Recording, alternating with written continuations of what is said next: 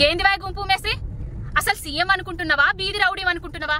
నీ ప్రజా వ్యతిరేక చర్యలను ఎప్పటికప్పుడు ఎండగడుతున్న మహిళా జర్నలిస్టులు సరిత విజయాల మీద ఈ రోజు నువ్వేదైతే 100% చేసినా రుణం మాపి అని ఊదర కొడుతున్నావో నీ ఊర్లో జరిగిందా లేదా అనేది ప్రజలకు తెలియజేద్దామని వెళ్తే నీ వీధి రౌడీలు నీ గూండాలతోటి నీ అనుచరులతోటి వాళ్ళ మీదికి భౌతిక దాడులకు దిగి వాళ్ళ ఫోన్లు వాళ్ళ మైకులు లాక్కొని వాళ్ళ మీద దాడులు తిరిగినవంటే ఎంతటి హేయమైన చర్య!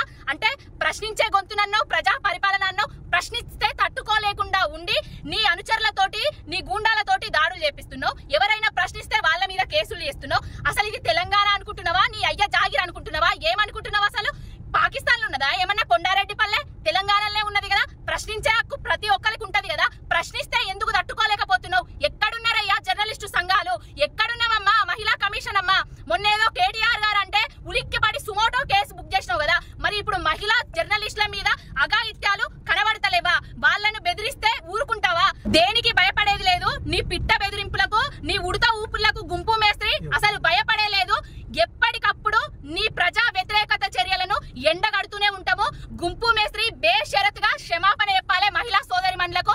ఎవరైతే వాళ్ళ మీద దాడి చేసిండ్రో వాళ్ళ మీద తగు చర్యలు తీసుకోవాలి. ఖబర్దార్ బిడ్డ, ఇంకోసారి ఎవరైనా జర్నలిస్టుల జోలికి గానీ మహిళల జోలికి వస్తే ఊరుకునేదే లేదు.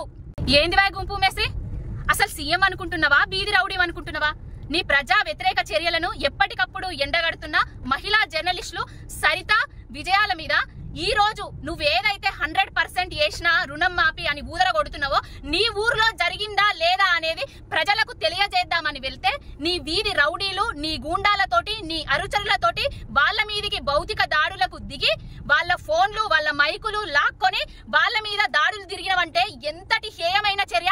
అంటే ప్రశ్నించే గొంతునన్నో ప్రజా పరిపాలన అన్నో ప్రశ్నిస్తే తట్టుకోలేకుండా ఉండి నీ అనుచరులతోటి నీ గూండాలతోటి దాడులు చేపిస్తున్నావు. ఎవరైనా ప్రశ్నిస్తే వాళ్ళ మీద కేసులు చేస్తున్నావు. అసలు ఇది తెలంగాణ అనుకుంటున్నావా, నీ అయ్య జాగిర్ అనుకుంటున్నావా, ఏమనుకుంటున్నావా? అసలు పాకిస్తాన్ లో ఉన్నదా ఏమన్నా కొండారెడ్డి పల్లె? తెలంగాణలో ఉన్నది కదా. ప్రశ్నించే హక్కు ప్రతి ఒక్కరికి ఉంటది కదా. ప్రశ్నిస్తే ఎందుకు తట్టుకోలేకపోతున్నావు? ఎక్కడున్నారయ్యా జర్నలిస్టు సంఘాలు?